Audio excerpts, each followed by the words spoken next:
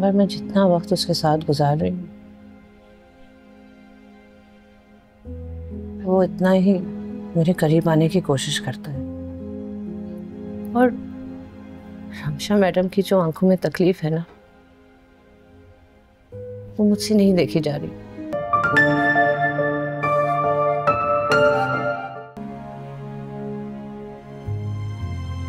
आज कुछ ज्यादा ही देर नहीं हो गई आने में? कल और भी ज्यादा देर होगी।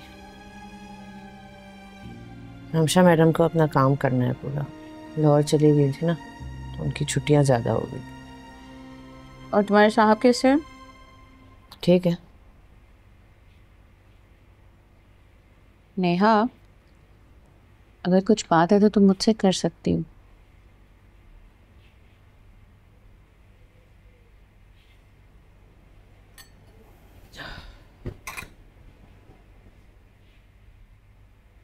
मगर कभी तुम्हारे साथ ऐसा हुआ है कि तुम्हारी नीयत साफ हो, तुम सीधे रास्ते पर चल रही, तुमने कुछ गलत नहीं किया हो, लेकिन फिर भी एक भयानक सा एहसास से जुर्म तुम्हारे पीछे लगा हुआ?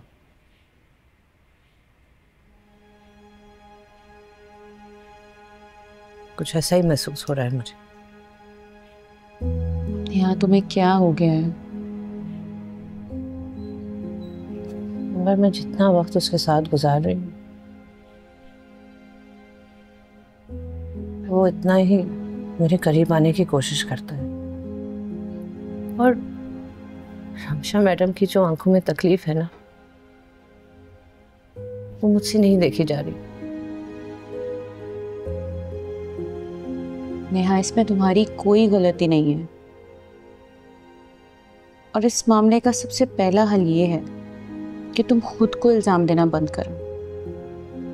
और दूसरा हल ये है कि जो कुछ तुम मुझसे कह रही हो ना, वही रमशा मैम से कहो। खुलकर बात करो उनसे, ताकि उन्हें भी तसल्ली हो जाए। इतना आसान नहीं है अमर। जानती हूँ, लेकिन तुम्हें करना तो पड़ेगा ना। तीसरा और आखिरी हल वो है जिसके बारे में तुम बात ही नहीं करना चाहती।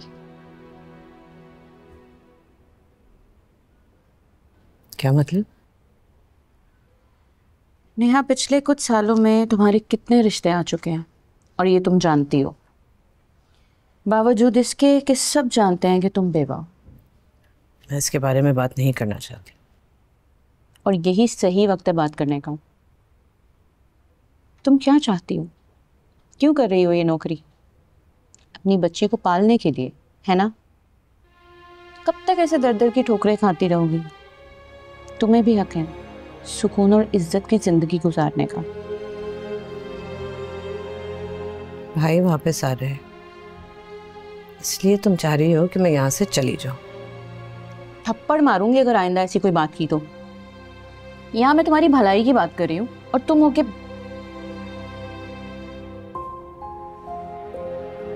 सलमा खाला कितनी बार पूछ चुकी हैं तुम्हारे बारे में, और आजकल उनका बेटा भी यही है।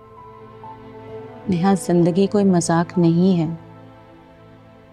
अपने लिए ना सही, अपनी बेटी के लिए सही, ये फैसला तो तुम्हें कभी ना कभी लेना पड़ेगा।